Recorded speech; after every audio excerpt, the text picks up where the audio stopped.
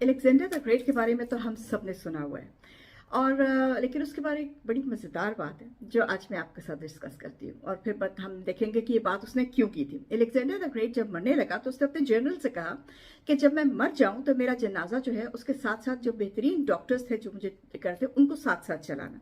जिस रास्ते से मैं जाऊं उस रास्ते पे सब मेरी जितनी दौलत है उसको उस रास्ते पे फेंकते जाना साथ साथ मेरे आगे जनाजे के साथ साथ, और मेरे दोनों हाथ मेरे जनाजे से बाहर यानी जिधर वो लेटा उसके बाहर निकाल के रख देना खुले ऐसे ना।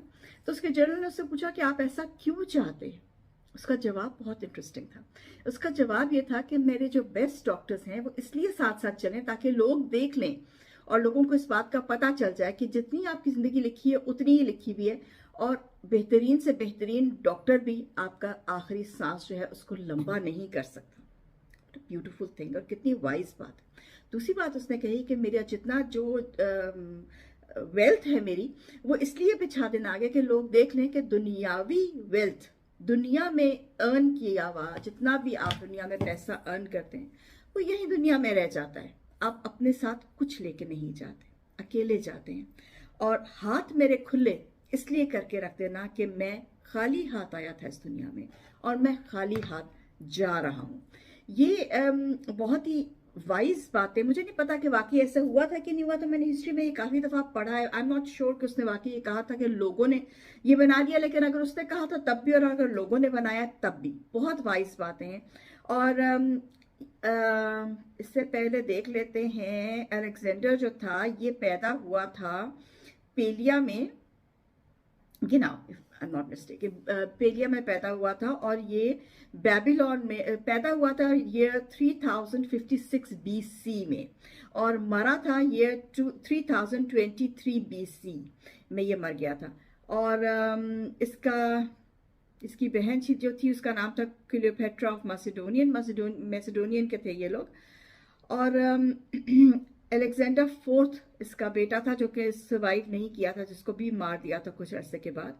अलेक्जेंडर जो था सबसे बड़ा मिलिट्री इसको स्ट्रैटेजी बहुत अच्छी आती थी और ये बहुत अच्छा फाइटर था। और कहाँ से मैसेडोनिया से शुरू हुआ, बेबीलोन फिर इसने अपना मेन वो बनाया और आगे यहाँ तक कि इंडिया तक पहुंचा था। इंडिया में फतह नहीं कर सका लेकिन वहां तक आया था। लेकिन आप ये देख लें कि द एज ऑफ 33 उसने तकरीबन सारी दुनिया कॉन्कर कर ली थी, लेकिन गया खाली हाथ, कुछ भी साथ लेके नहीं गया। So this is to all the people जो यहाँ पे गलत काम करके और जो दूसरों को धोखा देके और दूसरों के साथ गलत बयानी करके झूठ बोल के पैसा कमाते हैं, उनके लिए ये बात इसको समझना मेरे ख्याल में बहुत जरूरी है कि एक ऐसा इंसान जिसने पूरी दुनिया फतह कर ली थी, जब वो गया तो वो भी खाली हाथ गया।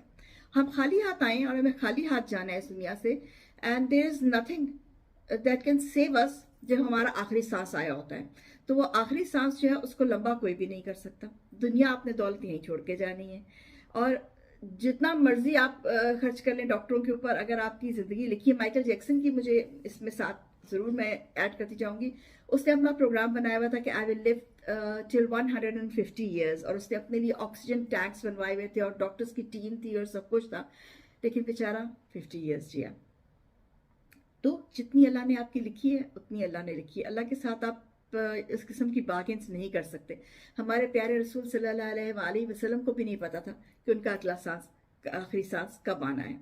तो मेरा ये सारा आपको जो सिचुएशन ये सब बताने का जो मकसद था वो ये था कि हमारे लोग जो है वो बहुत ज़्यादा ये समझते हैं कि शायद मैं इस दुनिया में आया हूँ तो मुझे वापस जाना ही नहीं है।